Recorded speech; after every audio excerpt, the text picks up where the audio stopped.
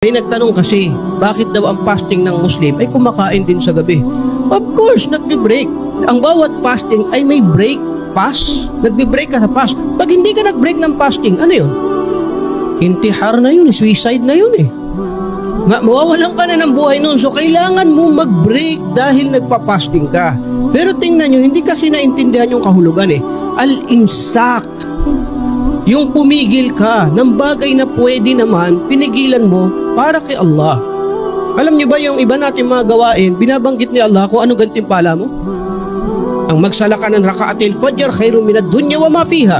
Pag nagsala ka ng 2 raka'ah before fajr, meron kang gantimpala ng katulad sa mundo o mabuti pa sa mundo at ano man nilalaman ng mundo. Yung fasting, sinabi ba ni Allah kung ano reward? Hindi. Hindi sinabi ni Allah.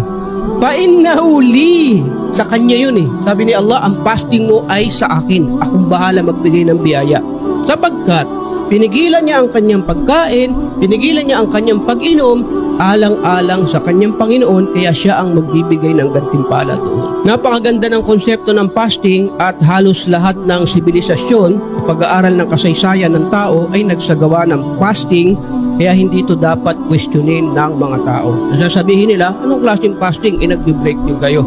Siguro, hindi nila naintindihan ang konsepto ng pag-aayuno o fasting.